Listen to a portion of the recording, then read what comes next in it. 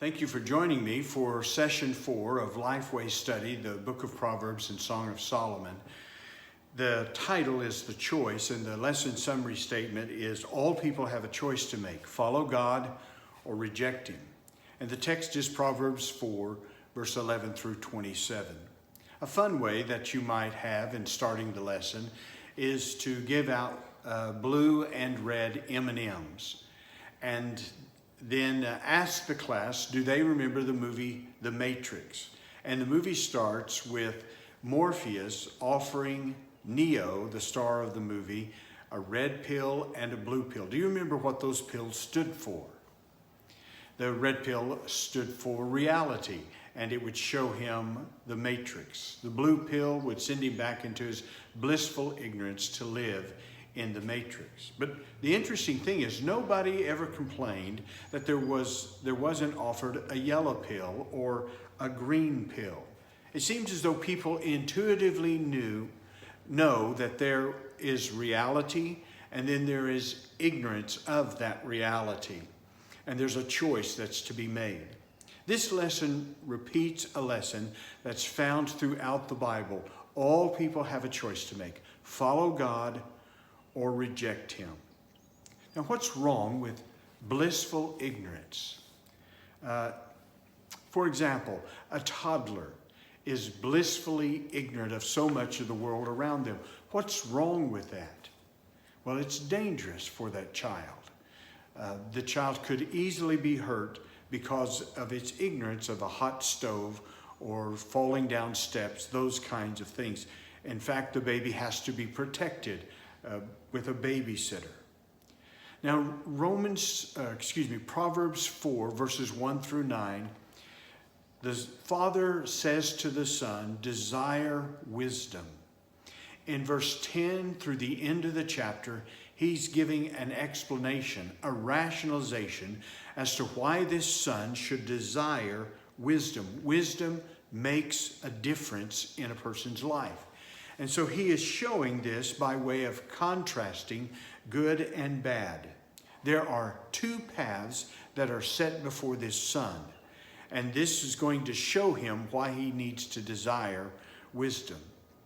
Solomon can influence his son to pursue God, but the bottom line is the son is going to have to make the choice. And this is the overall context of chapter 4 in Proverbs. Wisdom can call, but she cannot choose for this son. Now notice the summary lesson statement again. All people have a choice to make. It's a single choice. Psychology today says that we make an estimated eye-popping 35,000 choices a day. Cornell University researchers say that we make 226 decisions each day on food alone. What an act of grace on God's part that when it comes to life's most important decision, where we will spend eternity, God says there's just one choice: trust God. Any other decision leads to destruction. Solomon says his son must choose between two paths. One path is going to lead to life. The other path will lead to destruction. And in verses 11 through 13, he's seeking to persuade this son to choose the path of life. So the first point of our lesson is the path to take, Proverbs 4, verses 11 through 13. And I would ask someone to read verses 11 through 13. And then here's a question to begin looking at these verses. What are the most frequent words in verse 11? And you will notice that it is the word I, the word am, and the word you. I am teaching you. I am guiding you. So what is this communicating about how the father is influencing the son to choose wisdom? I am teaching you. I am guiding you. And what I'm driving at here is the father is modeling the way of wisdom. This is how he's teaching this son. Albert Bandura, a renowned psychiatrist from Stanford University, claims that most human behavior is learned by observationally through modeling. Most human behavior. He said that modeling is the greatest form of unconscious learning there is. So this father, in order to persuade his son to pick the path of life, is modeling the path of life in his own life. Now, one of the most important metaphors in the book of Proverbs is found here in verse 11, and it is this word path. Now, the word path has a particular description to it, and if you will ask them to turn to their personal study guide and look at the cover of the personal study guide for Explore the Bible, it's the picture of a path. And I simply ask them, looking at that picture, what does it tell you about a path, the path? Well, the things you're looking for is it's a well-worn path. It's clearly marked out. It's showing it during the height of the sunlight, during the daytime. It's a straight path. It's a path that's clear of obstacles. All of those things will factor in to the verses that we're going to be looking at. And so he's talking about something that's clear. It's not fuzzy to this boy. Now, when he's talking about a path, he's talking about a particular way of life, the behaviors, the attitudes, the character that leads to a certain kind of life. Now notice, he says, I am teaching you the way of wisdom. He's talking about a lifestyle. He's teaching this son a lifestyle. I am guiding you on a straight path. It means morally and righteous kind of living. So it's a particular way of life that he's wanting to teach his son. He's wanting to guide his son.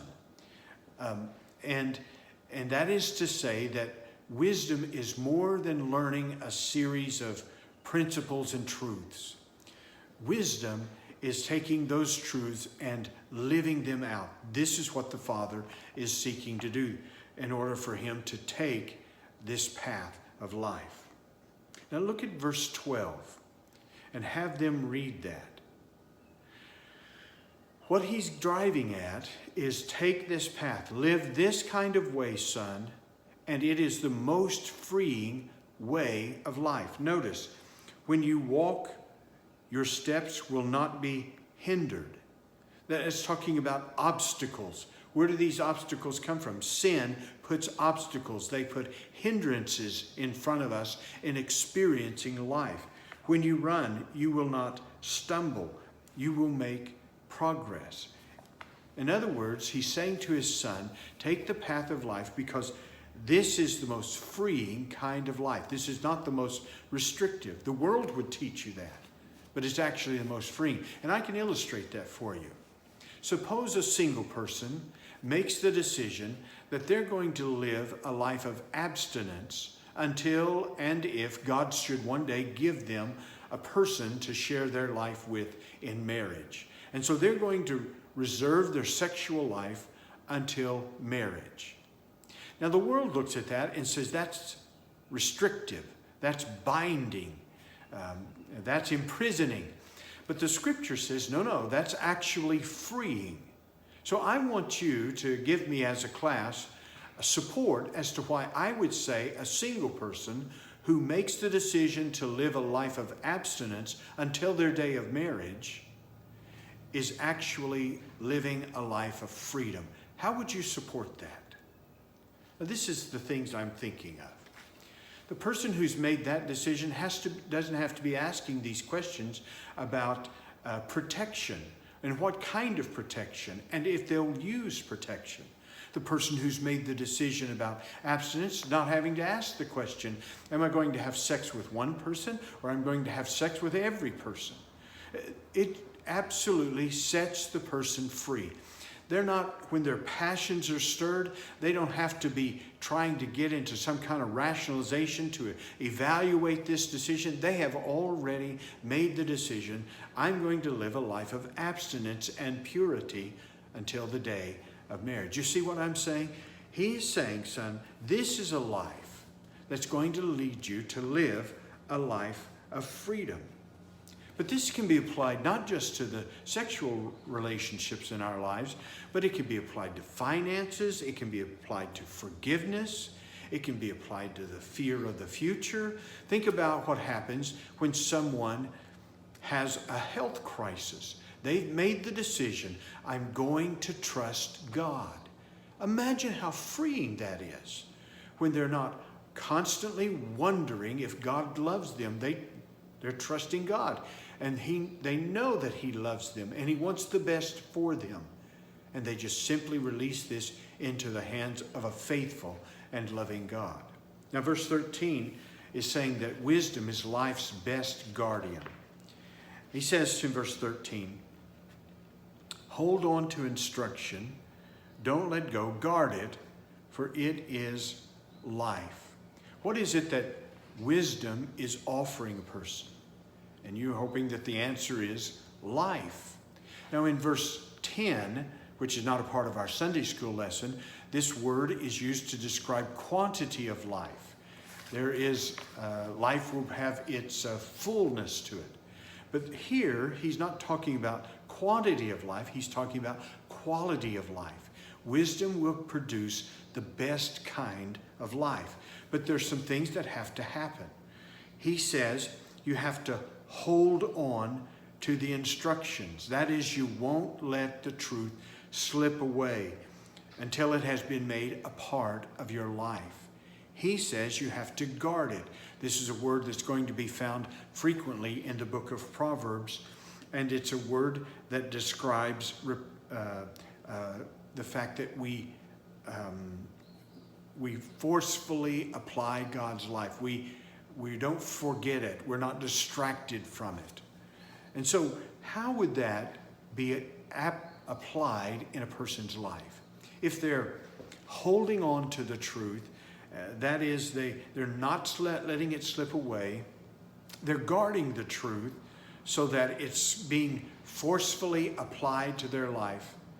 What does that look like? How does this young man follow up in practical ways with his father's instruction? Because the outcome is life. This is the kind of life that God is going to pour His life into. So the conversation turns from the path of life to the path of death. And in the next section of our lesson, the path to avoid, verses 14 through 19. I'm not going to ask my class Sunday, have you ever taught your children or your grandchildren or someone else gun safety? That's been something that I've done over the years with my daughters and then now with my grandchildren. And so describe that to me. How do you approach that? And knowing the danger of firearms, I'm extremely careful and extremely instructive and constantly vigilant in watching them and reinforcing the truths of the things. Put it on safety. Don't point it, either point it down or point it up. Don't ever point it at somebody. Now you need to be in front of us when you're going to use that gun and all of those kinds of things. I'm very aware of the harm that can come if that weapon is not used appropriately. Well, my point is there's something of that kind of spirit in this father when he speaks in verses 14 through 15. I mean, just read through that with the class. Listen to these words. Keep off the path of the wicked. He doesn't even want them to start. Don't even put your foot on it. Don't proceed on the way of evil ones. He's talking about choices that lead to a destination. Don't even start down that line because there's a destination those choices are going to lead to. Listen, when you smoke a couple of cigarettes at 15, that may not be a big deal, but if you continue down that line at 55, it may be alarming and deadly for you. He says, avoid it. That is, neglect these things. Leave these things alone. Don't travel on it. The idea there is, don't even go near that. Turn away from it and pass it by. The idea is, don't even peek at it. Make a decision to go the other direction. These words are practically the Father shouting at the Son a series of urgent warnings. It's to convey this sense of intensity and emphasis. And that's why I was trying to say about a picture of teaching a child or a grandchild, anyone, about the safe use of firearms, because you know the danger of it, and so you're very careful. You're not casual about those things. And that's what's happening here with this father when he's talking to this son about this path to be avoided. So what is it that makes this path so dangerous? Ask the class to read verse 16 and 17. What is it that makes this path so very dangerous? Notice verse 16, for they can't sleep unless they have done what is evil. And verse 17, they eat the bread of wickedness and drink the wine of violence. What makes this path so destructive is not ignorance, it's evil. Here's the outcome of a life that has chosen to go the path that the Father wants the Son to avoid. There is a path that leads to life, and there's a path that leads to destruction. I've had people that I've known who've worked for an organization that is a defender of children. And they're appointed by the courts to represent the children and what's best for those children. One was telling me about a mother they were working with who desperately wanted to get her children, her two children, back into her care, and they'd been taken from her because of drugs. And so this mother was going through all of the process of trying to be set free from drugs and to live responsibly so those children could be given back to her. And she was doing well for a time. And then she fell back into her drug habit, and the children were permanently removed from her. Now think how awful that is. I mean, what more basic emotion and drive does a man or a woman have than to be the parent of their children? And yet there was something that had so gripped this young woman that she took hold of it at the risk of losing her children for good. And that's what happened. My friend, that's evil. And that's because way back down the line somewhere, she didn't listen to the words of instruction about this path to avoid. She started down it. She proceeded down it. She didn't avoid it. She traveled down it. She didn't turn away from it. She didn't practice passivity. And what happened was evil in her life. Maybe you know of someone like that as well. Films are often glorify and romanticize the wicked man, but they never show the outcome of his life. I just wonder what it would have been like, what the outcome of James Bond's life is really, truly like. There was a great basketball star named Wilt Chamberlain. And Wilt Chamberlain is famously quoted as having said that he had sexual relationships with over 1,000 women. I think it was much more than that. That's what he actually said. But when they quote that, they most often fail to quote the context in which he said that. He wasn't bragging. He was saying in the context, he said, I would trade all of that if there was just one woman I could have that I could trust. Isn't that a sad statement? The fact is, he could have had a woman that he could have trusted, but he needed to be a man that was trusted. Listen, he walked the path to avoid, and he came to the conclusion of that and said, this is a miserable life. And he died. He died, as far as I know, without having that woman of trust. Now there's two choices before the son, and that's in verses 18 through 19. And these two choices are as clear, they're as distinguishable as light and darkness. Have someone read verses 18 through 19. And then ask the class, what was pictured in your mind as you read this father's description of these two paths? Now, the picture for the righteous path is this. He begins down this path, and the light that's on this path is like the morning sun. He can see, but there's still a little darkness, a little dimness, some shadow on the path. But as he continues to pursue this path of righteousness, the sun rises in the sky, and it becomes clearer and clearer until he's eventually walking a path in the full brightness of the sun, and the path is clearly laid out before him. That's what happens to the person who chooses to walk the path of righteousness, the path of life. Life becomes clearer. Life becomes more understandable. He's able to make better decisions about his life. But the person who takes the path to avoid, he said it's just the opposite. He's walking down the path and the sun is setting, and it's getting darker and darker until there is absolutely no light. Now imagine this is in a time when they didn't have the lights of our cities like we have today.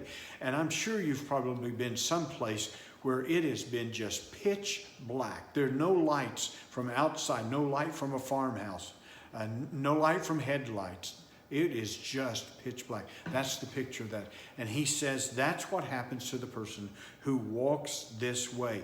And he said it's so darkening, they don't know what makes them stumble. Isn't this amazing? They don't know why they fall down. And he says that's exactly what happens. I mentioned this to you before. Do you know what causes alcohol? Alcoholism. It's alcohol. People who don't drink alcohol don't become alcoholics. I remember years ago in a pastorate that I was visiting a man in the hospital. He was dying of lung cancer. He was struggling. It was a frightening scene, really, to be in the emergency room next to him as he struggled for breath. And his great desire was to have a cigarette. I remember one time driving when I was a young man in high school and college. I worked in the oil field, and I drove and delivered oil field tools. I didn't usually wear a seatbelt until one day I came upon a wreck on the side of the road, and they were pulling a young woman out of the car, and she was just lifeless. And I reached over and I clicked my seatbelt, and I haven't taken it off since.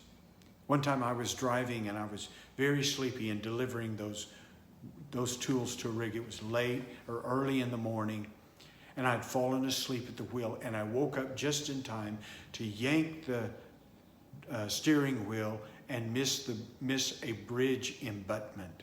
And I wound up blowing 2 tires out on one side of that pickup, and I could have easily flipped, but God spared me and I didn't. But that taught me that when I got sleepy, pull over to the side of the road and sleep. What I'm just simply saying is you can sometimes be scared straight. And I see that this father is trying to do that with this son. He's trying to help him see the clear picture that's before him. Desire wisdom. Choose the path of life, not the path of destruction. Now, the last point of our lesson is the choice to make. Our lesson summary statement again is all people have a choice to make. Trust God or reject him. And verses 20 through 27 is covering this issue of the choice to make. And again, I would ask someone to read verses 20 through 23. So in verse 20 and 21, what is it that the father is asking the son to pay attention to? What does he want the son to listen to? And what I'm driving at there is he's wanting the son to pay attention to and to listen to the truth that he's teaching him. Now that's important. And then verse 22, I'd ask someone to read that. And what I'm asking them to answer is, why should he keep the Father's word? And in verse 22, he said he should keep the Father's word because it is life and it is health. Now, isn't that interesting? Health. In other words, the ravages of sin are avoided. One of the things they've discovered when people become a Christian and they begin to live the Christian life, it's a phenomenon that researchers have found over and over, and it is that Christians move up economically when a person becomes a Christian. And it just makes sense. There are bad habits that they have that they stop spending money on, and they have that extra money. There are things they stop doing that are costly to them and their family, and now they have money to pay the rent on time and to buy groceries and those kinds. They begin to practice saving. They're more responsible with their money, and there's this economic upward mobility. They stop bad habits. They start good habits. It brings health into their life. And then verse 23, there's the choice. Guard your heart above all else, for it is the source of life. The word guard here is this picture of a guard that's standing watch over a prison. It's not so much that he's a guard standing at a wall keeping an enemy out. It's really more the idea of keeping something in. Now, what is it that he's keeping in? Well, go back to verse 20 and 21. It's the truth his father has taught him. And so what he's asking this son to do is take this truth that I have put into your life, hold on to it, learn how to apply it to your life, guard it. And notice he says it's in your heart, which is the very center of your life. This is the place where reason and emotion and your body and your will all come together. They have this debate and they decide what they're going to do. It's the very core of a human being. He says, guard that area, and notice above all else. It is to be the place you give your most attention to. What's going on inside of me when it comes to the truth of God? Because it's the source of life. Now, by that, he means this capacity for you to experience life, for you to experience the ultimate that God wants to give you, because that is found within you and not from without. I heard a counselor saying that most people that come to him, when he asks them what's the problem, they want to blame one of four things. They want to blame their past, they want to blame their parents, or they want to blame people, or they want to blame their predicament. And he said in those four areas, you can't change. You can't change your past. You don't have any control really over your parents or people or even the predicament. Maybe there's some change that can happen, but by and large, if you're waiting on those things to change, you're not going to be happy. He said they leave something out, and it's them. And so in his counseling, he helps them learn truth that they can practice and live out, because that's where the source of life is. And then in verse 24, he says, if you guard your heart, you can tell if you're guarding your heart, because it's revealed in your speech. If you're guarding your heart, it's revealed in what you see. Can you think of any biblical examples where people got in great trouble because of what they looked at, as what they were seeing? And I'm thinking of two examples. One is Adam and Eve in the Garden of Eden. Boy, did they get us into trouble. And then, of course, there's David with Bathsheba. Because these two areas, what you hear and what you see, are gateways into your heart. And so they reveal whether you've been protecting what you've been listening to and what you've been seeing. And so he's saying, guard your heart. And you can tell if someone's guarding their heart by the way they speak and by what they see, what they look at. And then in verse 26, he talks about you guard your heart is revealed by your actions. Carefully consider the path for your feet, and all your ways will be established. This word, carefully, in other contexts refers to a road. And so the word is not just simply talking about thinking about these things, but it's talking about acting accordingly. It's more the idea of removing that which hinders to make progress in your Christian life. And then verse 27, don't turn to the right or to the left. Keep your feet away from evil. In other words, don't get off of God's path. Well, to wrap the lesson up, I'm going to ask them to remember Ebenezer Scrooge. And I'm going to ask them, what was it that changed the man? You know, he had those angels that come, angels of the past, present, and future. But what was it that really caused his life to change? It was this change of attitude he had towards people. And that's what Solomon's talking about. If he can get his son to have a different mentality, a different spirit, a repentant spirit about sin and trust in God, this son will pick the path of life. All people have a choice to make. Follow God or reject him. You don't have to be controlled by the consequences of your life. You can choose to trust God. Thank you for being a part of this lesson. I'm praying for you as you teach your class this coming Sunday. It's filled with good information, and I know you'll discover even more as you dig into your own text and study this. And these are some ideas I hope that will be helpful in preparing your own lesson. God bless you.